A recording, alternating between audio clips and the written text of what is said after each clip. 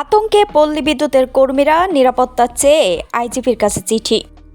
জ্বালানি সংকট ও তীব্র গরমে বিদ্যুৎ উৎপাদন ব্যাহত হয়ে সারা দেশে লোডশেডিং বেড়ে যাওয়ায় পল্লী বিদ্যুৎ সমিতির উপকেন্দ্র ও অফিসগুলোয় হামলার আশঙ্কা তৈরি হয়েছে।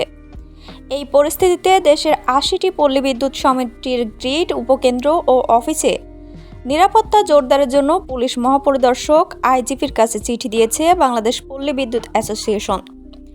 গত বুধবার ১২ আগস্ট সংগঠনটির দপ্তর সম্পাদক মাহবুবুর রহমান স্বাক্ষরিত চিঠিটি আইজিপির কাছে পাঠানো হয়।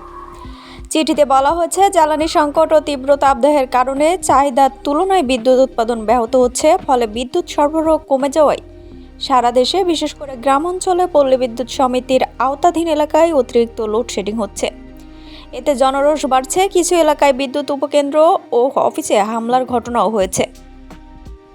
চিঠিতে বলা হয়, পল্লী বিদ্যুৎ সমিতিগুলো বিদ্যুৎ উৎপাদন করে না, চাহিদার ভিত্তিতে উৎপাদিত বিদ্যুতের বরাদ্দ অনুযায়ী তারা গ্রাহকদের সরবরাহ করে। বর্তমানে পল্লী বিদ্যুৎ সমিতিগুলোর গড় চাহিদা প্রায় ৮ থেকে ৯ হাজার মেগাওয়াট হলেও বরাদ্দ পাওয়া যাচ্ছে গড়ে ৫ থেকে ৬ হাজার মেগাওয়াট। ফলে কোথাও কোথাও দৈনিক গড়ে ৮ ও ১০ ও ১২ ঘন্টা পর্যন্ত লোডশেডিং হচ্ছে। এতে দেশের বিভিন্ন স্থানে সাধারণ মানুষ ক্ষুব্ধ হয়ে পল্লী বিদ্যুতের উপকেন্দ্রে হামলা ও ভাঙচুরের মতো ঘটনা ঘটাচ্ছে বলে চিঠিতে উল্লেখ হয়। এমন পরিস্থিতিতে উপকেন্দ্র, সেখানে দায়িত্ব পালনকারী পল্লী বিদ্যুৎ সমিতির কর্মীরা নিরাপত্তাহীনতা ও আতঙ্কের মধ্যে রয়েছেন।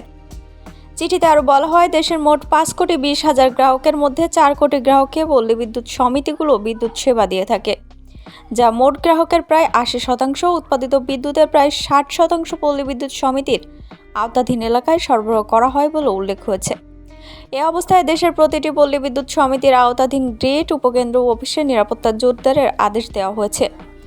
এদিকে বিদ্যুৎ সাশ্রয়, বিদ্যুৎ ব্যবস্থাপনা কার্যকর জোরদারে নতুন সিদ্ধান্ত নিয়েছে সরকার। বুধবার থেকে দেশের সব শপিং মল ও মার্কেট ১১টা থেকে রাত ৮টা পর্যন্ত খোলা রাখা যাবে। একই সঙ্গে সন্ধ্যা ৭টার মধ্যে সব ধরনের আলোকিত বিলবোর্ড বন্ধ করতে হবে।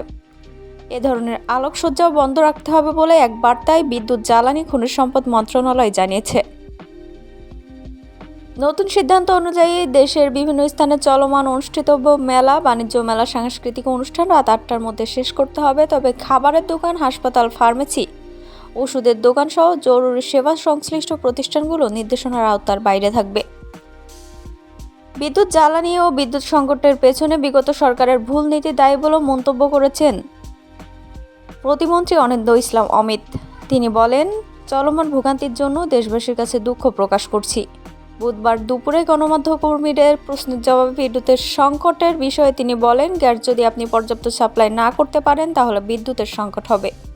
তিনি আরও বলেন, আমরা একটা কৌশল নিয়েছি গতকাল সন্ধ্যা থেকে, আশা করছি আজকে সন্ধ্যা থেকে বিদ্যুৎ পরিস্থিতির কিছুটা উন্নতি হবে।